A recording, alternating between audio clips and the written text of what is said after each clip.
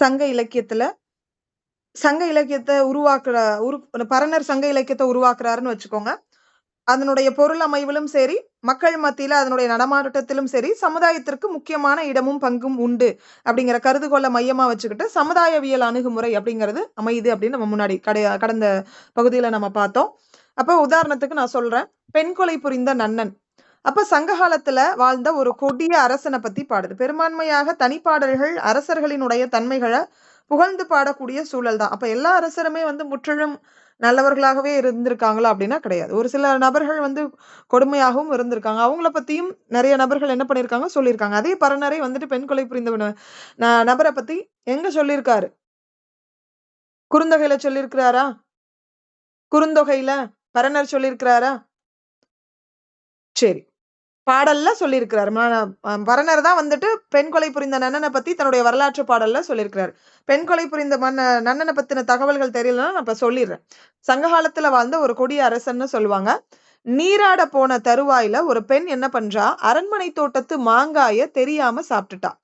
அவளினுடைய எடைக்கு எடை பொன் கொடுத்தும் அதனை நன்னன் ஏற்காமல் அவளை கொன்று கொடுமையாளன் அப்படிங்கிற ஒரு பெயரை வரலாற்றில் பெற்றிருக்கிறான்.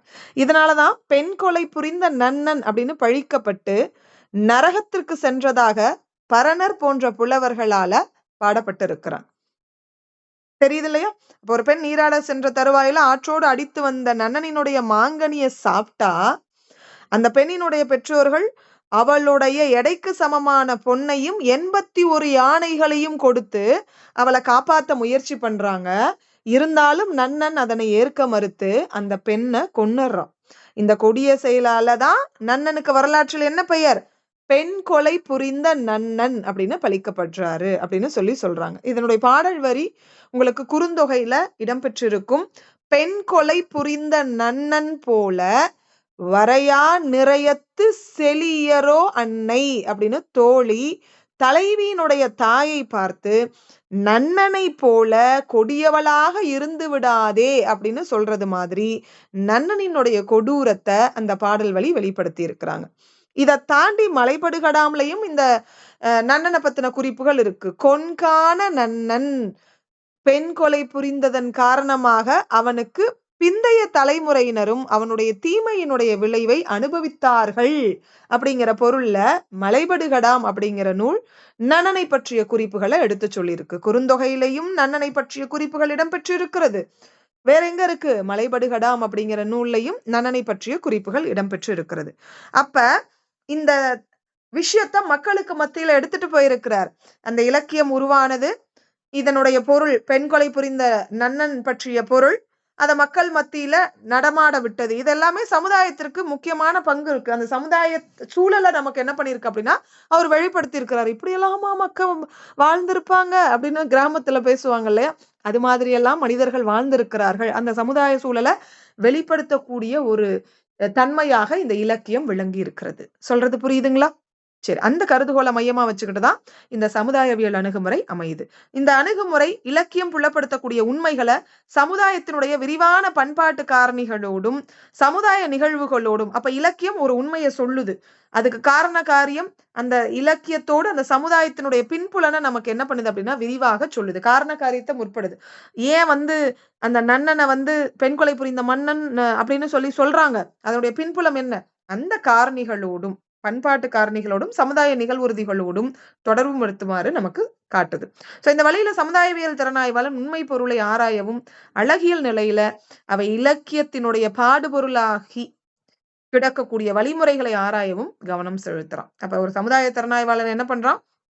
உண்மையான பொருளை அவன் தெரிஞ்சுக்கவும் இலக்கியத்தின் பாடுபொருளாகி கிடக்கக்கூடிய வழிமுறைகளை அவன் ஆராய்ச்சி பண்ணவும் இந்த சமுதாயவியல் சூழலோடு அவன் தெரிஞ்சுக்கிறான். சோ அவன் அந்த வழியில இலக்கியத்தை புரிந்து கொள்வது மட்டும் இல்லாம ஒரு சரியான தளத்துல வச்சு அந்த இலக்கியத்தை புலப்படுத்தவும் அதனிடம் பங்களிப்பு முதலியவற்றை மதிப்பீடு செய்யவும் திறன் பெறுகிறான்.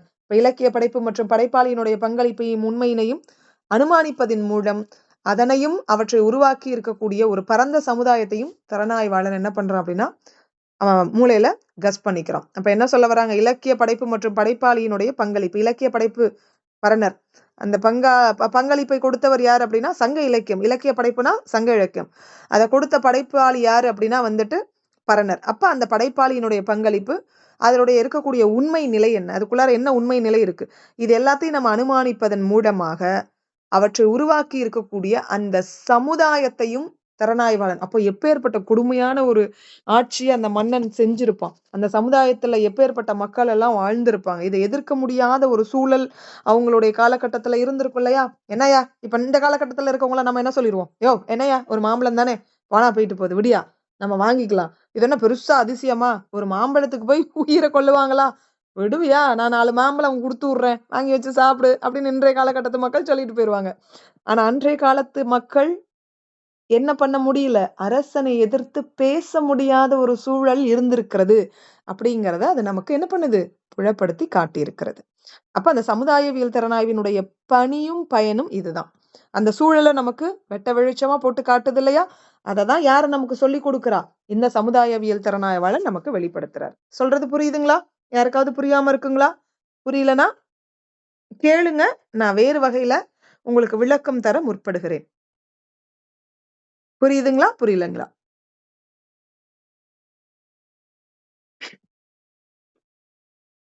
என்னாச்சு? புரியுது. எஸ் மேம், புரியுதுங்க ஓகே, மேம். புரியுது. திருப்பி கேட்டா நீங்க எனக்கு பதில் புரியுது சொல்லக்கூடாது. திருப்பி கேட்டா எனக்கு நீங்க ரிப்ளை பண்ணணும். அடுத்து நீங்க தான் எனக்கு பதில் சொல்ல போறீங்க. வெயிட் பண்ணுங்க. சோ இலக்கியத்திற்கும் சமுதாயத்திற்கும் இருக்கக்கூடிய சரிங்க. உறவுகளையும் அவற்றை புரிந்து கொள்வதற்கான வழிமுறைகளையும் அடிப்படையாக கொண்டு இந்த சமுதாயவியல் அணுகுமுறைக்கு துணை செய்யக்கூடிய அதன் பரிமாணங்களை அல்லது அடிப்படைகளை வகுத்து கொடுத்திருக்காங்க. அப்ப இதெல்லாம் அடிப்படையா வச்சுதான் அந்த சமுதாயவியல் திறனாய்வை நம்ம புரிஞ்சுக்கலாம். சரி, சமுதாய பின்னணி அல்லது களம், அதை வச்சு அந்த சமுதாயத்தை நம்ம புரிஞ்சுக்கலாம். படைப்பிற்குரிய கால பின்னணி, இப்ப சங்க இலக்கியம் அப்படின்னு இருக்குன்னு வச்சுக்கோங்களேன், அதனுடைய கால பின்னணியை வச்சு நம்ம அந்த சமுதாயத்தை நம்ம தெரிஞ்சுக்கலாம். படைப்பாளனினுடைய சமுதாய பின்புலம், இப்ப பரணரினுடைய பின்புலம், அந்த சமூக சூழல் எவ்வாறு இருந்திருக்கிறது அப்படிங்கிறத அவருடைய பாடல் வரி நமக்கு புலப்படுத்திட்டு போயிட்டார். எதிர்கோள் அல்லது ஏற்பு, உடனடியாக எதிர்கொள்ளல் சூழல், அதுக்கடுத்தது போற்றலும் புறத்தலும் புறக்கணித்தலும். அவங்க சொன்ன விஷயத்த உடனடியாக மக்கள் கிட்ட போய் அதை ரீச் ஆகலாம், அப்படி இல்லாத பட்சத்திற்கு அதை போற்றலாம் அல்லது அது வேண்டான்னு நிராகரிக்கலாம், அதை புறக்கணிக்கலாம், அதை போற்றி வளர்க்கலாம். இப்பேற்பட்ட சூழலும் இருக்கு. எதிர்கொள்ள அந்த இலக்கியத்தை எதிர்கொள்ளக்கூடிய சூழல்.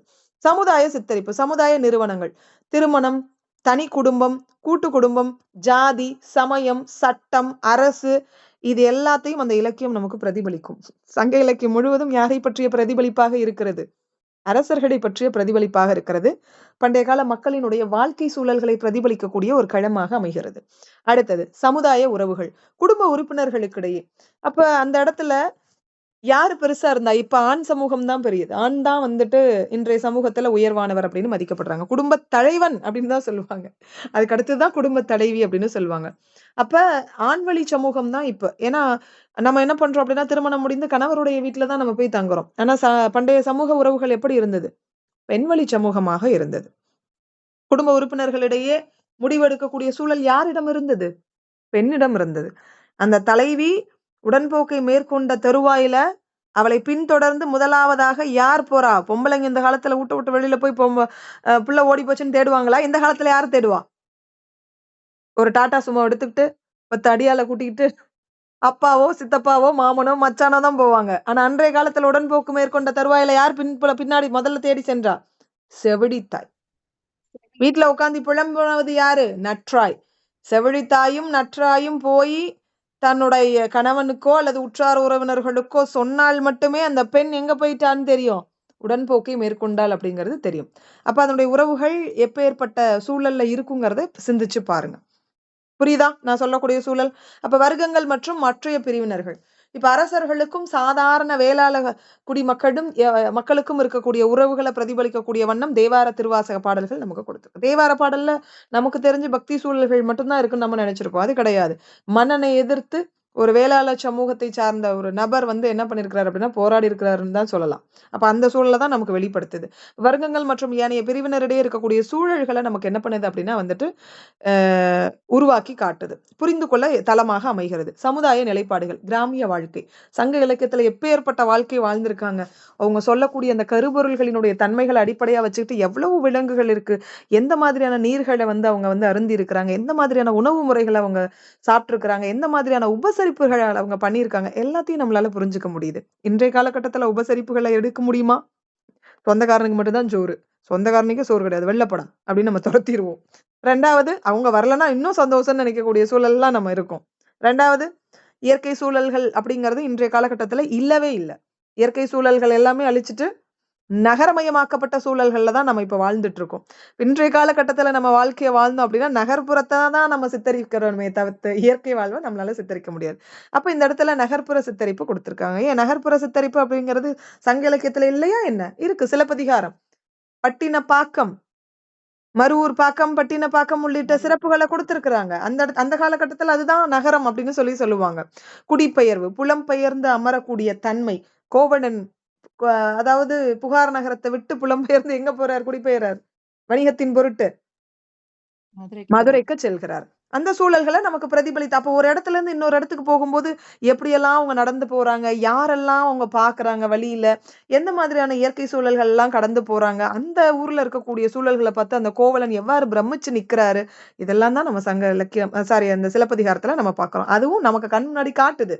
அந்த சமுதாயத்தை நம்மளால பார்க்க முடியுது. உள்ள போய் நீங்க பாருங்க, இந்த அது என்ன 1000ல் ஒருவன் திரைப்படத்துல பாருங்க, அந்த இடத்துக்கே நம்மளை கொண்டுட்டு போய் நிக்க வைக்கிற மாதிரியான ஒரு சூழல் இருக்குல்ல, அந்த மாதிரியான சூழலை தான் அந்த இலக்கியங்கள் நமக்கு காட்டுது. நீங்க இலக்கியத்தை படிக்கும் போது நீங்க அந்த சங்க இலக்கியத்துல நீங்களும் அதே மாதிரியான காஸ்டியூம்ஸ் எல்லாம் போட்டுட்டு அந்த இடத்துல அவங்க கூட நிக்கிற மாதிரியான ஒரு ஃபீலை உருவாக்கும். அதுதான் அதனுடைய சிறப்பு. அதுதான் அந்ததான் இந்த சமுதாயவியல் திறனாய்வாளர்கள் ஃபீல் பண்ணி அந்த தன்மையை நமக்கு எடுத்து சொல்றாங்க. அடுத்தது சமுதாய பிரிவுகளும் குழுக்களும். அப்ப குலங்கள், அந்தனர் குலத்துல வந்துட்டு திருஞான சம்பந்தர் வாழ்ந்திருக்கிறாரு. வேளாளர் குலத்துல யார் வாழ்ந்திருக்கா? திருநாவுக்கரசர் வாழ்ந்திருக்கிறாரு. ஜாதிகள் அடிப்படையில, ஊர்கள் அடிப்படையில, ஊரை எப்படி பிரிச்சிருக்காங்க? 5 நிலங்களாக பிரிச்சிருக்கிறாங்க. குறிஞ்சி, முல்லை, மருதம், நெய்தல். மலையும் மலை சார்ந்த இப்பெல்லாம் இருக்கக்கூடிய டிஸ்ட்ரிக்டோ அல்லது வந்துட்டு அப்படி பிரிக்கல. 3 பகுதியாக, மாகாணமாக, சேர சோழ பாண்டியர்களினுடைய பல்லவர்கள் அப்படிங்கிற ஆட்சிக்கு உட்பட்ட பகுதியாக பிரிச்சு அதையுமே அவங்க எப்படி ஆண்டிருக்காங்க அப்படின்னா வந்துட்டு ஊர் பெயர்களை பெருவாரியாக வைக்காம நிலத்தின் அடிப்படையில அவங்க அந்த ஊர்களை பார்த்திருக்காங்க. நிலத்தின் அடிப்படையிலனா மலையும் மலை சார்ந்த இடத்த குறிஞ்சி நிலம்னு சொல்லியிருக்காங்க. காடும் காடும் சார்ந்த இடத்த முல்லை நிலம்னு சொல்லியிருக்காங்க. வயலும் வயலும் சார்ந்த இடத்த மருத நிலம், கடலும் கடல் சார்ந்த நிலத்தை நெய்தல் நிலம்னு அவங்க நமக்கு என்ன பண்ணிருக்காங்க? சித்தரிச்சு கொடுத்திருக்காங்க. அதை தாண்டி வட்டாரம், மொழி அடிப்படையில பிறமொழி எதிர்ப்பு சூழல்கள்லாம் அன்றைய காலகட்டத்திலே இருந்திருக்கு. சமண சமய எதிர்ப்பு, சமண சமயத்தை சார்ந்தவர்கள், அதே மாதிரி பௌத்த சமயத்தை சார்ந்தவர்கள் பாலி, பிராகிருதம் உள்ளிட்ட மொழிகளை வந்து கொண்டுட்டு வரும் பொழுது நம்ம மொழிகளுக்கு முன்னுரிமை கொடுத்திருக்காங்க. தேசிய துணை தேசிய இனங்கள், வர்க்க பிரிவினைகள் இதெல்லாம் நம்மளால பார்க்க முடியும் இந்த சமுதாய சூழல்கள். பழக்க வழக்கங்கள், நம்பிக்கைகள், சடங்குகள், பழக்க வழக்கங்கள் இதெல்லாம். ஐம்படை தாலி அணிவித்தல். ஐம்படை தாலி பற்றிய குறிப்பு எந்த நூல்ல இருக்கு? ஐம்படை தாலி பற்றிய குறிப்பு எந்த நூல்ல இருக்கு? ஐங்குறுநூறுல இருக்கா? வேற அகநானூறுலயும் இருக்கு. ஐம்படை தாலினா என்ன? ஆண் குழந்தைகளினுடைய கழுத்தில் பாதுகாப்புக்காக அணியப்படக்கூடிய ஒரு வகையான அணி, தாலி அல்லது அணி அப்படின்னு சொல்லுவாங்க. உண்மையை சொல்லணும்னா தாலிக்கு தமிழ் பெயர் அணி அப்படின்னு சொல்லுவாங்க. சரிங்களா? திருமாலினுடைய ஐம்படை ஆயுதங்களான சங்கு, சக்கரம், வில், வாள், தண்டு இதனுடைய உருவங்களில் அந்த தாலி அமைந்திருக்கும், அந்த அணிகலன் அமைந்திருக்கும். அதான் ஐம்படை தாலி. காக்கக்கூடிய கடவுள் யாரு? திருமால். குழந்தைகளை காக்கக்கூடிய தாயத்தாக பண்டைய காலங்கள்ல இது கருதப்பட்டது அப்படின்னு சொல்லுவாங்க. சரி, பண்டைய காலகட்டத்துல மணிமேகலை போன்ற இதுலயுமே இந்த மாதிரியான கருத்துக்கள் வந்து என்ன பண்ணிருக்காங்க அப்படின்னா கொடுத்திருக்காங்க. அந்த ஐம்படை தாலி அப்படிங்கறது எப்படி நீங்க பிரிக்கலாம்? 5 கூட்டல் படை கூட்டல் தாலி அப்படின்னு சொல்லுவாங்க. 5 கூட்டல் படை கூட்டல் தாலி. இப்ப எப்படி நமக்கு புலிப்பல், அம்மன் தாலி, நகரத்தார் தாலி, நாட்டுக்கோட்டை செட்டியார் தாலி, இந்த மாதிரி பல்வேறு வகையான தாலி வகைகள் இருக்கு. அது மாதிரி அன்றைய காலகட்டத்துல என்ன தாலி போட்டிருக்காங்க? ஐம்படை தாலி அப்படிங்கிற ஒரு கான்செப்ட போட்டிருக்காங்க. மறந்துடாதீங்க. ஐம்படை தாலினா என்னன்னு தெரிஞ்சிருச்சா? சரி, சங்க இலக்கியங்கள் நடத்தும் போது கண்டிப்பா அந்த ஐம்படை தாலியை பத்தின குறிப்புகளை உங்ககிட்ட இருந்து தான் நான் கேட்பேன். நீங்க தான் எனக்கு பதில் சொல்லணும். யாராவது ஒருத்தவங்களை நான் கேட்பேன். ரைட். சமுதாய மதிப்புகள். இப்ப அந்த நம்பிக்கைகள், சடங்குகள், பழக்க வழக்கங்கள்லாம் நமக்கு தெரியும். அடுத்தது சமுதாய மதிப்புகள், உடன்பாட்டு மதிப்புகள். சிலம்புகளின் நோன்பு சொல்லக்கூடிய நூல் எது? அது ஒரு நம்பிக்கை தானே. ஐங்குறுநூறு. சிலம்புகளின் நோன்பு பற்றி சொல்லக்கூடிய நூல் யாது அப்படின்னு சொல்லுவாங்க. சிலம்புகளின் நோன்புனா என்ன? ஐம்படைத்தாளி சொல்லிட்டீங்க. தமிழ் புதுசா கல்யாணம் ஆகி வந்த உடனே சொல்லுங்க. வெரி குட், சொல்லுங்க. அவங்க தாய் வீட்டுக்கு வந்த உடனே தாய் வந்து அவங்களுக்கு வந்து சிலம்பு களி சமைச்சு கொடுப்பாங்க. சிலம்பு களி சமைச்சு கொடுப்பாங்களா? மாமியார் வந்து சிலம்புன்னா வந்து சிலம்புனா கால்ல அணியக்கூடிய அணிகள். கால்ல அணியக்கூடியது. சரிங்களா? கலம் சிலம்பு இத களி போட்டுட்டு நோன்பு அப்படின்னா கழட்டுவாங்க. சிலம்பு கவினா கலட்டுறது. இது வந்து ஒரு திருமண சடங்கு. நம்ம திருமணத்தின் பொழுது நம்ம ஒரு மெட்டி போடுவாங்கல்ல எல்லாத்துக்கும். அதே மாதிரி சங்க இலக்கியத்துல இது எப்படி சொல்லப்பட்டு இருக்கிறது அப்படின்னா, பெண்கள் திருமணம் ஆகாத கன்னி பருவத்துல பெருமாள் இவங்கள காப்பாத்தணும் அப்படிங்கிறதுக்காக சிலம்புகளை அணிந்திருப்பார்கள்.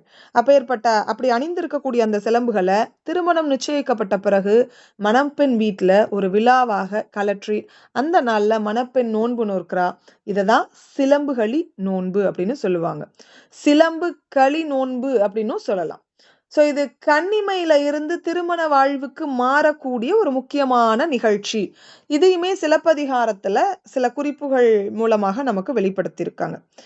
அதாவது அந்த கன்னி பெண்ண கடவுள் காப்பாத்தணும். எந்த ஆண்மகனோ அல்லது மற்ற விஷயங்களாலேயோ அவ வந்து என்ன பண்ணக்கூடாது அப்படின்னா வந்துட்டு மாறி போயிடக்கூடாதுங்கிறதுக்காக அந்த சடங்கு அந்த சிலம்பு போட்டிருப்பாங்க.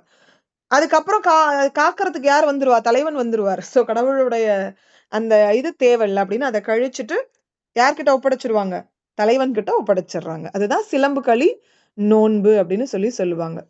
அதே வந்து கற்பு சிலம்பு. இத வந்துட்டு கன்னிமை சிலம்பு, கற்பு சிலம்புன்னு சொல்லுவாங்க.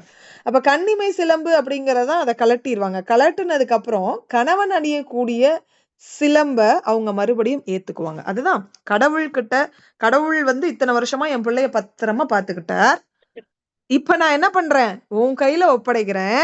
நீ இனிமேல் என் பிள்ளைய பத்திரமா பாத்துக்கோ அப்படின்னு சொல்லி கொடுப்பாங்க இல்லையா? சோ அந்த மாதிரி ஒப்படைக்கப்பட்ட ஒரு தருவாய் தான். அப்ப கற்பு காலத்துக்கு வந்ததுக்கு அப்புறம் இவங்களுக்கு கற்பு சிலம்பு அப்படிங்கிற ஒரு விஷயத்த தலைவன் மாட்டுவார். மெட்டி இன்றைய காலகட்டத்துல. அப்ப அது சிலம்பு. சொல்றது புரியுதா? சரி, ஐங்குறுநூறு மாதிரியான சங்க இலக்கிய பாடல்கள்ல மட்டும் இல்லாம சிலப்பதிகாரம் போன்ற காப்பியங்கள்லயுமே இந்த குறிப்புகள் காணப்படுகிறது. எந்த குறிப்பு? சிலம்புகளி நோன்பு. சிலம்புகளி நோன்பு பற்றி குறிப்பிடக்கூடிய காப்பியம் சிலப்பதிகாரம். சங்க இலக்கியம் ஐங்குறுநூறு. இன்னொன்னு ஐம்படைத்தாளி பற்றிய குறிப்பேடு அகநானூறு. வேற எங்க இருக்கு? மணிமேகலை உள்ளிட்ட நூல்கள்ல இதனுடைய குறிப்புகள் காணப்படுகிறது. அதே மாதிரி சமுதாய மதிப்புகள், உடன்பாட்டு மதிப்பு, ஒரு சமுதாயத்தை சார்ந்த கருத்துக்களை ஒரு மனுஷன் ஏற்கக்கூடிய விதமாக நூல் அமையலாம். அந்த சமுதாயத்திற்கு எதிர்ப்பான சூழல்ல அவன் வந்து என்ன பண்ணலாம் அப்படின்னா நூல் எழுதலாம். இப்ப எல்லாரும் சமண சமயத்தை பின்பற்றி இருக்கக்கூடிய சூழல்ல இந்த திருநாவுக்கரசரோ திருஞான சம்பந்தரோ திருநாவுக்கரசரே எடுத்துக்கோங்க. அப்படியே அன்றைய சமுதாயத்துல இருக்கக்கூடிய சூழல்களுக்கு மாறாக அந்த மன்னனுக்கு எதிராக இவர் என்ன பண்ணுவாரு? எவ்வளவு கொடுமைகள் செய்தாலும் நான் உன்னுடைய கொள்கையையும் உன்னுடைய கோட்பாடுகளையும் நான் பின்பற்ற மாட்டேன். முடிஞ்சா நீ என்னைய வந்து பின்பற்றுன்னு சொல்லி மன்னனையே மாற்றக்கூடிய அளவுக்கு ஒரு சாதாரண வேளாள குலத்தை சார்ந்த நபர் என்ன பண்ணிருக்கிறாரு? போராட்டத்துல ஈடுபட்டு இருக்கிறார். அதான் உண்மை. எவ்வளவோ துன்பங்களை இழைத்த பிறகும் அவர் கடைசியா மன்னனையே என்ன பண்ணிட்டாரு? தன்னுடைய கொள்கைக்கு கொண்டுட்டு வந்துட்டார். அதுதான் அதோடைய சிறப்பு. சோ அன்றைய சமுதாயத்தினுடைய மதிப்புகளை அது நமக்கு புலப்படுத்தி காட்டுது. உடன்பாட்டு மதிப்புகள், காதல், கற்பு, தாய்மை, பாசம், புகழ் இதை பத்தின தன்மைகள்லாம் நமக்கு காட்டுது. பக்தி, கொடை, எதிர்மறை மதிப்புகள், இதை தாண்டி பொய்மை, தீமை, பாவம், குடிப்பழக்கம் போன்ற தன்மைகள் சமுதாயத்துல நிலவக்கூடிய தன்மைகளை நமக்கு சுட்டிக்காட்டும். லஞ்சம், பித்தலாட்டம், கற்பழிப்பு, வன்முறை மற்றும் மதிப்பு மாற்றங்கள், தேக்கங்கள், சீரழிவுகள் இது எல்லாத்தையுமே சமுதாய மதிப்புகளாக நமக்கு கொடுத்திருக்காங்க. சமுதாய சிக்கல்கள் இதை கூட வரிசைப்படுத்துகன்னு கேட்டிருக்கக்கூடிய ஒரு ஞாபகம் இருக்கு. சமுதாய நிறுவனங்கள், பிரிவுகள், உறவுகளுக்கிடையே முரண்பாடுகளும் மோதல்களும் அவற்றின் விளைவுகளும், அந்நியமாதல், வறுமை, வேலையின்மை, குடும்ப சிதைவு, அழுவல் மகளிர் பிரச்சனை, பெண்ணடிமை, ஜாதி அடிமை இதெல்லாம் இன்றைய காலகட்டத்துல சோசியல் பிரச்சனை. இன்றைய சமுதாயம்னு எடுத்துக்கிட்டா வேலையில்லா திண்டாட்டம்னு தான் நம்ம சொல்லணும் முதலாவதாக. அடுத்தது சமுதாய மாற்றங்கள், உறவுகள், நிறுவனங்கள், மதிப்புகள் முதலியவற்றில் நிகழக்கூடிய மாற்றங்கள், காரணங்கள், விளைவுகள், கருத்து நிலை மாற்றங்கள் இது எல்லாத்தையுமே நம்ம என்னன்னு சொல்லலாம்? இலக்கியத்திற்கும் சமுதாயத்திற்கும் இருக்கக்கூடிய உறவுகளை புரிந்து கொள்வதற்கான அடிப்படை. இதெல்லாம் வச்சுக்கிட்டா இதெல்லாம் நம்ம தெரிஞ்சுக்கிட்டோம்னா இதனுடைய அடிப்படையில தான் இந்த இலக்கியத்தை எழுதியிருக்காங்க. அப்ப அந்த சமுதாயம் இந்த சூழல்ல தான் இருந்திருக்கு. அந்த சூழலை அடிப்படையா வச்சுட்டு தான் இந்த இலக்கியங்கள் எழுந்திருக்கு அப்படின்னு நம்ம தெரிஞ்சுக்கலாம். சரி, படைப்புலகின் இந்த கோணங்களும் சரி, அவை உணர்த்தக்கூடிய அந்த சமுதாய அமைப்பின் கூறுகளும் சரி, தனித்தனியானவை கிடையாது. அது காரணக்காரிய தொடர்போடு இருக்கக்கூடியது. எந்த சமுதாய நிகழ்வும் அப்படிதான் பிணைந்து அமைந்திருக்கக்கூடியது அப்படின்னு சொல்றாங்க. சமுதாயம் ஒரே மாதிரியான அல்லது ஒரே சீரான அமைப்பு கொண்டது கிடையாது. ஒரு சமுதாயம் ஒரு மாதிரி சங்க காலத்துல ஒரு மாதிரியான கருத்து பின்னணி எல்லாமே இருக்கும். சங்கம் அறிவிய காலகட்டத்துல ஒரு பின்னணி. சங்ககால கருத்து என்னவா இருக்கு? மது பெருவாரியாக வந்துட்டு ஒன்றிற்கு மேற்பட்ட பெண்கள் இல்லையா? காதல் பரத்தை, காமகுலத்தி, பின்முறை வதுவை வந்த பெருங்குல கிளத்தி, வேற யார் வரா? இப்ப இருக்கக்கூடிய தலைவி. சோ ஒரு ஆண் வந்துட்டு என்ன பண்ணலாம் அப்படின்னா பல பெண்களை வந்துட்டு திருமணம் செய்து கொள்ளலாம் அப்படிங்கிற ஒரு சூழல் இருந்திருக்கிறது. அடுத்தது புலால் உணவு. கரிகால் பெருவழத்தான் முதற்கொண்டு அனைத்து மன்னர்களும் உணவு கொடுத்துத்தான் உபசரணை செய்திருக்கிறார்கள்ங்கிற செய்தியை நம்மளால பார்க்க முடியுது. பெருவாரியாக உணவு முறைகள் உணவாகத்தான் இருந்திருக்கு. கல் முக்கிய உணவாக கருதப்பட்டு இருக்கிறது. சோ கல்ல பத்தின குறிப்புகள் 10 பாட்டுல நிறைய இடங்கள்ல கொடுத்திருக்காங்க. குறிப்பா எந்த நூல்ல கொடுத்திருக்காங்க? எல்லா இலக்கியத்திலும் கொடுத்திருக்காங்க. 10 பாட்டுல திருமுருக ஆற்றுப்படை தவிர்த்துட்டு நீங்க நிறைய இலக்கியத்துல பாத்தீங்கன்னா சிறுபான் ஆற்றுப்படை, பெருமான் ஆற்றுப்படை, மலைப்படுகடாம் எல்லா இலக்கியத்திலையும் கல் பற்றிய குறிப்புகள் இருக்கு. அப்ப மதுவுக்கு முன்னுரிமை கொடுத்திருக்கிறாங்க. மது, மாது, புலால் எப்பேற்பட்ட வாழ்க்கை அனுபவிச்சிருக்காங்க நம்ம ஆளுங்க. சங்கம் அறிவிய இலக்கியத்துல என்ன கருத்துக்களை சொல்வராங்க? அப்ப பிற மக்கள் நம்மளுடைய மக்களோட கலந்துட்டாங்க. ஆரியர்கள் அப்படிங்கிற நபர்கள் நம்மளுடைய இதுல கலந்துக்கிட்டாங்கன்னு வச்சுக்கோங்க. அப்படி சமணர்கள்னு சொல்லுவோம். ஆரியர் சொல்லக்கூடாது, தப்பு. அது சமணர்கள். சோ சமணர்கள், பௌத்தர்கள் என்ன பண்ணிருக்காங்க அப்படின்னா கலந்து இதெல்லாம் எதிர்க்க ஆரம்பிக்கிறாங்க. சோ புலால் உணவு சாப்பிடக்கூடாது. பரத்தமை அப்படிங்கிற ஒரு விஷயத்த மேற்கொள்ளக்கூடாது. பிற உயிர்களை வதைக்க கூடாது. களவு மேற்கொள்ளக்கூடாது. உண்மையை சொல்லணும் அப்படின்னா களவுக்கெல்லாம் முன்னுரிமை கொடுத்திருக்காங்க. வெற்றியே என்னது? நிறை கவர்தல் அப்படிங்கறதா வெற்றி. ஒரு மன்னன் படையெடுத்துட்டு போனா முதலாவதாக என்ன பண்ணுவான்? அந்த நாட்டை தீட்டு கொளுத்திட்டு அங்க இருக்கக்கூடிய செல்வங்களை கவர்ந்துட்டு வரதான் அவனுடைய வேலை. அதை எத்தனையோ சங்க இலக்கியங்கள் சொல்லுது. ஆனா இந்த இடத்துல களவு அப்படிங்கிறது இருக்கக்கூடாது. பிறருடைய பொருள்களின் மீது ஆசை கொள்ளக்கூடாதுங்கிற ஒரு சமுதாய சூழலை சங்கம் அறிவிய காலத்துல நம்மளால பார்க்க முடியுது. அடுத்தது காப்பிய காலம். சோ மன்னர்களை விட குடிமக்கள் மன்னர்களுக்கு நிகராக வாழ்க்கையை வாழ்ந்திருக்காங்கிற ஒரு சூழலை நமக்கு காட்டி கொடுத்த ஒரு நூல் தான் இது, இலக்கியம் தான் இது. சிலப்பதிகாரம் உள்ளிட்ட காப்பியங்கள். அதுக்கு அடுத்தது பக்தி இலக்கியங்கள். பக்தி இலக்கியங்கள் அப்படின்னு எடுத்துக்கிட்டா மன்னனுக்கும் மக்களுக்கும் இடையே நடந்த அந்த போராட்டத்தினுடைய விளைவுகளை நமக்கு எடுத்துக்காட்டுது. இன்றைய கால இலக்கியங்கள் சாதாரண மனிதர்கள் எப்பயுமே வந்துட்டு பெரிய பெரிய வள்ளல்களையோ அல்லது கொடை வீரர்களையோ அல்லது வேற யாரு அரசர்களையோ பாடிட்டு வந்த அந்த தன்மையை மாத்தி சாதாரண மனிதர்களையும் பாடலாங்கிற கொள்கையில இப்ப பாத்தீங்க அப்படின்னா நாவல், சிறுகதை இதெல்லாமே வந்திருக்கு. சோ அன்றாடம் ஏழை மக்களையும் பத்தின குறிப்புகளும் இருக்கு. இதுக்கு முன்னாடி இருக்கக்கூடிய இலக்கியங்கள்லாம் பெருவாரியாக உயர்தரப்பு மக்களை பத்தி மட்டுமே பாடிட்டு இருந்துச்சு. அப்ப பிற்காலத்துல வந்த இலக்கியங்கள்லாம் என்ன பண்ண ஆரம்பிச்சிருச்சு? சாதாரண மக்களையும் பாடலாம். அதுக்கு அடித்தளம் எங்க இருந்து ஆரம்பிச்சிருக்கு? சிற்றிலக்கியம். சிற்றிலக்கியத்துல எந்த நூல்ல இருந்து ஆரம்பிச்சிருக்கு? பள்ளு, குறவஞ்சி. சரிங்களா? சரிதானே? ரைட். அடுத்தது போவோம். இதுல ஏதாவது சொல்றது புரியாம இருக்கா? இந்த பாடம் அப்படிதான். இதை புரிஞ்சுக்கணும் அப்படின்னா நிறைய விஷயங்களை நீங்க தெரிஞ்சுக்கிட்டா மட்டும்தான் இந்த பாடம் ஈஸியா உங்களால புரியும். சரி, படைப்புலகினுடைய இந்த கோணங்கள், அது உணர்த்தக்கூடிய சமுதாய அமைப்பின் கூறுகள் இதெல்லாம் தனித்தனியானது கிடையாது. அது எல்லாத்துக்கும் ஒன்னே ஒன்று. இப்ப ஃபார் எக்ஸாம்பிள் பாத்தீங்க அப்படின்னா சங்க இலக்கியத்திற்கும் அதனுடைய சூழலும் தனித்தனியானது கிடையாது. இப்ப சங்க இலக்கியத்துல நான் இப்ப வந்துட்டு இன்றைய காலகட்டத்துல இருந்துகிட்டு நான் சங்க இலக்கிய சூழலை நான் என்ன பண்றேன் அப்படின்னா எழுதுறேன் அப்படிங்கிறது கிடையாது. நான் என் கண்ணுல என்ன பார்த்தனோ அதை தான் நான் எழுதுவேன். ஃபார் எக்ஸாம்பிள் இல்லாத மலைகள், இருந்த மலைகள் தற்சமயம் இல்லாமல் போனதன் காரணத்தை அடிப்படையா வச்சு நான் சங்க பாடலை நான் எழுதுவேன். இன்றைய காலகட்ட சூழல்ல நான் இருக்கிறத தான் எழுதுவேனே ஒழிய இல்லாதத புனைவோடு நான் எழுத மாட்டேன். அதுக்குன்னு எல்லாமே இருக்கிறத தான் எழுதியிருக்காங்கன்னு சொல்ல முடியாது. ஒரு சில இடத்துல புனைவுகளும் இருக்கு. நம்ம தான் அதை சீர்தூக்கி பார்த்து எது சரி எது தவறுன்னு நம்ம என்ன பண்ணிக்கணும், உணர்ந்து கொள்ள வேண்டும். இப்ப காரணக்காரிய தொடர்போடு கூடியது. எந்த சமுதாய நிகழ்வும் அப்படித்தான் பிணைத்து அமைந்திருக்கிறது. அப்ப சமுதாயம் ஒரே மாதிரியானது அல்லது ஒரே சீரமைப்பு கொண்டது அப்படிங்கிறது கிடையாது. உங்களுக்கு தெரியும் சங்க இலக்கியத்துல இருந்து தற்சமயம் வரை எவ்வாறு மாறுபட்டு காணப்படுகிறதுன்னு உங்களுக்கு தெரியும்.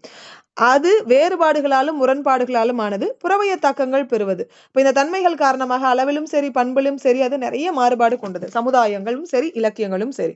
ஆனா சமுதாயத்துல இடம்பெறக்கூடிய இந்த மாற்றங்கள் எப்போது முன்னோக்கியே நிகழ்வது, பின்னோக்கி போகாது. எந்த ஒரு சமுதாயமும் முன்னோக்கிதான் போகும். எந்த ஒரு காலகட்டமும் பின்னோக்கி செல்லாது. நான் பழமையை நாடி போறேன் அப்படின்னு நிறைய பேர் பின்னோக்கி போறது கிடையவே கிடையாது. பழமையை நாடி போனாலும் அதனுடைய முன்னேற்றம் தான் அதை புதிதுபடுத்தி தான் அதை வந்து அவங்க என்ன பண்ணுவாங்க அப்படின்னா பின்பற்றுவார்களை தவிர்த்துட்டு மற்றபடி முழுக்க முழுக்க பழமையவே சார்ந்தவர்கள் வாழ முடியாது. அப்ப முன்னோக்கு நிலை கொண்ட இந்த மாறுதல்களின் தொகுதியே சமுதாய வளர்நிலை. பின் வருவனவற்றுள் சமுதாய வளர்நிலை என்றால் என்ன அப்படின்னு கேள்வி கேட்பாங்க. முன்னோக்கு நிலை கொண்ட மாறுபாடுகளின் தொகுதி அப்படின்னு கேட்டா சமுதாய வளர்நிலை. முன்னோக்கு அப்படின்னா முன்னோக்கி போறது, அததான் நம்ம என்னன்னு சொல்லுவோம், வளர்ச்சி நிலை அப்படின்னு சொல்லுவோம்.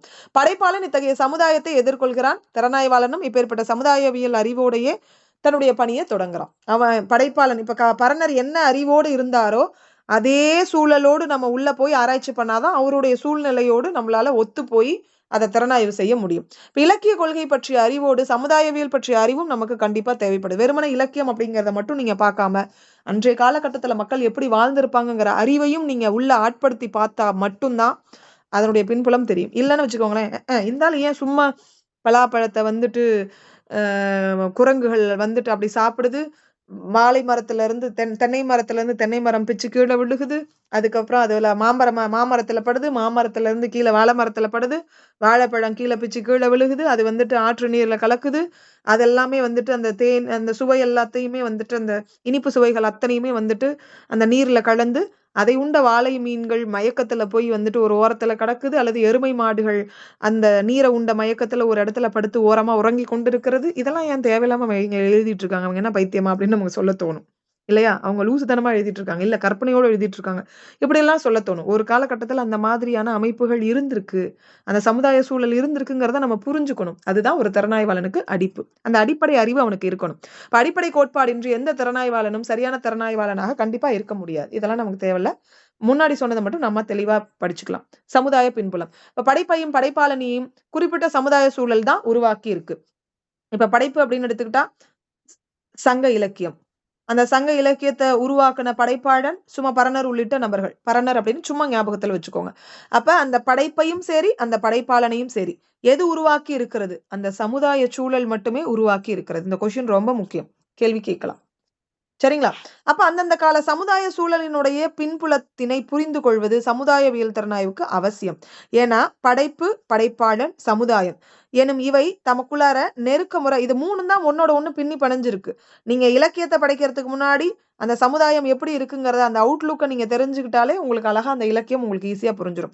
என்ன அவர் சொல்ல வராரு, எந்த சூழல்ல சொல்லியிருக்கிறாருங்கிறத நீங்க எளிமையா புரிஞ்சுக்கலாம். அப்ப இலக்கியத்துல சொல்லப்பட்ட செய்திகளும் அவற்றின் தன்மைகளும் குறிப்பிட்ட சமுதாய அமைப்பினுடைய காரண காரியங்களோடு நேரடியாக உறவு கொண்டதுதான். இதை சரிவர புரிந்து கொள்ளக்கூடிய தருவாயில இலக்கியத்தினுடைய செய்திகளும் சரிவர உங்களால புரிந்து கொள்ள முடியும். அதற்காக சமுதாய நிலைகளை இலக்கியம் அப்படியே நேராக சொல்லுதுன்னு நம்ம சொல்லக்கூடாது. இலக்கிய பண்புகள், கலை உருவாக்க நெறிமுறைகள் முதலியவற்றிற்கு ஏற்பவே இலக்கியம் ஒரு சமுதாயத்தின் விளைபொருளாக மதிப்பிட வேண்டும் அப்படின்னு நம்ம சொல்லலாம். சரி, அப்ப உடனே அப்படியே நம்ம தெரிஞ்சுக்க கூடாது, அப்படியே உள்ளது உள்ள மாதிரி அப்படியே உண்மையை மட்டும்தான் சொல்லியிருக்கணும்னு சொல்லக்கூடாது. அந்த இலக்கியத்துக்கு தகுந்த மாதிரி ஒரு சில விஷயங்களை அவங்க என்ன பண்ணிருப்பாங்க அப்படின்னா உள்ள வர்ணனைகளாக சொல்லியிருப்பாங்க. அதையும் மீறி இலக்கியம் சார்ந்த தகவல்களையும் அவங்க சொல்லியிருப்பாங்க, சமுதாயம் சார்ந்த தகவல்களையும் சொல்லியிருப்பாங்க. இது ரெண்டையும் பிரிச்சு நீங்க சீர்தூக்கி பார்த்து தெரிஞ்சுக்க முற்படணும். சோ எந்த மாதிரி இருந்தாலும் சரி இலக்கிய அரங்கத்துக்குள்ளார இருக்கக்கூடிய உண்மை அப்படின்னு எடுத்துக்கிட்டா, ஒரு இலக்கியம்னு எடுத்துக்கிட்டா அன்றைய கால சமுதாயத்துல என்னென்ன இருக்கோ அந்த விஷயத்தை தான் இலக்கியம் நமக்கு வெட்ட வெளிச்சமா காட்டுது. இவ்வளவுதான் உண்மையை சொல்லணும்னா. தேவார இருவர் யாரு? சம்பந்தர், அப்பர். இவங்க 2 பேர் பாடிய பாடல்கள்ல அரசு நிறுவனங்களுக்கு எதிரான ஒரு வகையான எதிர்ப்பு குரல் நமக்கு கேட்குது. அப்ப அரசர்கள் இப்ப நமக்கு நம்ம எப்படி ஆசிரியர்கள் எல்லாம் வந்துட்டு யாரை எதிர்த்து கொண்டு இருக்கிறார்கள்? முதல்வரை எதிர்த்து போராடுறது மாதிரி அன்றைய காலகட்ட சூழல்ல உயர்மட்டத்துல இருக்கக்கூடிய அரசு நிறுவனங்களுக்கு எதிராக இந்த போராட்டக்காரர்கள் என்ன பண்ணிருக்காங்க அப்படின்னா போராட்டம் பண்ணியிருக்காங்க. அதுவுமே ஒரு வகையான எதிர்ப்பு தான். சோ இந்த எதிர்ப்பு குரலை புரிந்து கொள்ள வேண்டுமாயின் அவர்களுடைய காலத்து சமுதாய பின்புலத்தை கண்டிப்பா நம்ம தெரிஞ்சுக்கணும். ஏன் அவங்க எதிர்த்து இருக்கிறாங்க, எப்படி எதிர்த்து இருக்கிறாங்க, இப்ப இந்த அரசு எதிர்ப்புகளுக்கு காரணம் என்ன, அப்படி எதிர்ப்பதற்குரிய இவர்களுடைய வலுவான பின்னணி என்ன, அன்றைய சமுதாயத்துல இவர்களுக்கு இருந்த அனுசரணையான நிலை என்ன, ஏன் அவங்க அரசாங்கத்தை அனுசரணையா போகல, இப்ப இருக்கக்கூடிய அமைச்சர்கள் மாதிரி ஏன் போய் அவங்க கால்ல எல்லாம் விழல, ஏன் அவங்களுக்கு எதிரா இருக்கணும்னு நினைச்சாங்க? அரசனோ நேரடியான அரசு அதிகாரமோ சென்றிருக்காத தமிழகத்தின் மூலை முடுக்கு, அதாவது ஊரெல்லாம் போய் மக்களோட நேரடியாக தொடர்பு கொண்டதுனால ஏற்பட்ட அந்த வலுவான மக்கள் தொடர்பு தான் காரணமாக இருக்குமோ? ஒரு சாதாரண குடிமக்கள் ஒரு மன்னனை எதிர்த்து போராட்டம் பண்றானா அது எப்பேற்பட்ட ஒரு சமூக சூழலா இருக்கும், எப்படி அவனுக்கு தைரியம் வந்துச்சு? நேரா ஊர் ஊரா இந்த மன்னனே போகாத இடத்துக்கெல்லாம் இவனுங்க போய் பாட்டு பாடி இருக்கானுங்க, தேவார பாட்டு பாடி இருக்கானுங்க இல்லையா? அப்படி பாடி மக்களை தன் பக்கம் இழுத்துக்கிட்ட அந்த தைரியத்துலதான் போய் ஒருவேளை அவனுங்க எதிர்த்திருப்பானுங்களோ? நமக்கு யோசிக்க தோணுது இல்லையா இந்த மாதிரியான விஷயங்கள் எல்லாம்? சரி, அதாவது இந்த 2 பேத்துக்குமே அரசுகளை எதிர்க்கக்கூடிய மன வலிமை கண்டிப்பா இருந்திருக்கு அப்படின்னு சொல்லலாம். சோ அப்போது புதிதாக அதாவது வளர்ந்து கொண்டு இருக்கக்கூடிய அந்த அரசு விளைத்திருவின் வணிக வர்த்தகர் அப்படின்னு சொல்லுவாங்களே, வர்க்கத்தினர்கள். சோ அந்த அரசுகள் என்ன பண்ணுது அப்படின்னா, வெறுமன வணிக வர்க்கத்தை மட்டுமே அவங்க ஆதரிச்சிருக்கிறாங்க. அந்தணர்களையோ வேளாளர்களையோ அவங்க என்ன பண்ணல, ஆதரிக்கல. அப்ப நமக்கு அந்த சமூக சூழலை பின்பற்றணும் அப்படின்னா அரசர், அந்தணர், வணிகர், வேளாளர் இல்லையா? அப்ப இதுதான் ஒரு சமூகம். இதுல அரசனை யார் யார் எதிர்த்திருக்கா அப்படின்னா அந்தணர் யாரு? நம்ம திருஞான சம்பந்தர் அந்தணர் குலத்தை சார்ந்தவர். வேளாளர் யாரு? திருநாவுக்கரசர் அந்தணர் குலத்தை சார்ந்தவர். அப்ப வணிகர் குலத்தை சார்ந்த யாரும் அவரை எதிர்க்கல. அப்படின்னா என்ன அர்த்தம்? அன்றைய காலகட்டத்துல அரசனுக்கும் வணிகனுக்கும் நல்ல பிணைப்பு இருந்திருக்குதுன்னு அர்த்தம். காப்பிய காலம், காப்பியத்துக்கு அடுத்துதான் பக்தி இலக்கியம். சொல்றது புரியுதா? காப்பியத்துல அரசனுக்கு நிகராக யார் இருந்திருக்கா? வணிகர்கள் இருந்திருக்காங்க. வணிக குடிமக்களை காப்பிய தலைவர்களாக கொண்டு சிலப்பதிகாரம், மணிமேகலை உண்டான முதலான இலக்கியங்கள் பாடப்பட்டு இருக்கிறது. அப்ப யார் யார் தோஸ்தா இருந்திருக்கிறாங்க? அரசனும் வணிகனும். யார நூற்றுல விட்டுட்டானுங்க? அந்தணரும் வேளாளரையும் அவங்க என்ன பண்ணிட்டாங்க? வெறுமன ஒதுக்கிட்டாங்க. அதனாலதான் இவங்க 2 பேரும் அவங்களுடைய எதிர்ப்பை காட்டுறாங்க. எப்படி எதிர்ப்பை காட்டுறாங்க? சமூகத்துல இருக்கக்கூடிய அந்த அரசாட்சிக்கு உட்பட்ட மூலை முடுக்குகள் அத்தனை இடங்களுக்கும் இவன் போறான். போய் மக்களை சந்திக்கிறான். தன்னுடைய கொள்கைகளை மக்களுக்கு மத்தியில திருத்துறான், அதாவது திணிக்கிறான். மக்களை தனக்கு பக்கமா இழுக்கிறான். அதுக்கப்புறம் மன்னனை எதிர்க்கிறான். அதுதான் அந்த சூழல். இப்ப அந்த சமுதாய பின்புலம் என்னன்னு உங்களால புரிஞ்சுக்க முடியுதா? இது வரைக்கும் நம்ம புரிஞ்சுக்கிட்டு இருந்திருப்போம். மன்னன் ஒரு மதத்தை ஏற்றிருக்கான். அந்த மதத்தை இவங்க என்ன பண்ணிருக்காங்க? வேணாம்ப்பா, அது தப்பு, நீ இந்த மதத்தை நீ பின்பற்றுன்னு சொல்லி கொடுத்திருக்காங்கன்னு மட்டும்தான் நம்ம நினைப்போம். ஆனா இந்த சமுதாயவியல் பின்னணியோடு நீங்க பார்க்கும்போதுதான் அதனுடைய உண்மை நமக்கு புலப்படுகிறது இல்லையா? கரெக்ட் தானே? அப்ப ஏற்கனவே ஆதிக்கம் பெற்றிருந்த அந்த பிராமணர்களும் வேளாளர்களும் கொஞ்சம் அவங்க என்ன பண்ணிருக்காங்க? நலிந்து போய் விட்டார்கள். தன்னுடைய பிடிய மறுபடியும் மன்னனுக்கு நிகராக மறுபடியும் மன்னனினுடைய கவனம் தங்கள் மீது வர வேண்டும் அப்படிங்கிற காரணத்துக்காக அவங்க என்ன பண்ணிருக்கலாம்? போராட்டத்துல ஈடுபட்டு இருக்கலாம் அப்படின்னு நம்ம வச்சுக்கலாமா? அப்ப அப்பர் வைத்திருந்த அந்த உளவாரப்படை அவருடைய வேளாள குல எழுச்சியினுடைய ஆயுதம் அப்படின்னு சொல்லலாம். லட்சினை, அதுதான் அவருடைய முத்திரை அப்படின்னு சொல்லலாம். இப்ப எப்படி நம்ம நாம் தமிழர் கட்சி ஒரு உழவா அதை ஏதோ ஒண்ணு கையில வச்சுட்டு சுத்துறாங்க, அந்த மாதிரி. அப்ப அந்த காலத்திய சமுதாய சூழ்நிலைகளை புரிந்து கொள்ளவும், அந்த வழி தேவார பாடல்களையும் சைவ சமய எழுச்சியையும் அறிந்து கொள்ளவும் இந்த கேள்விக்குரிய பதில்கள் எல்லாம் தேவை. அப்ப நம்ம என்ன பண்ணலாம்?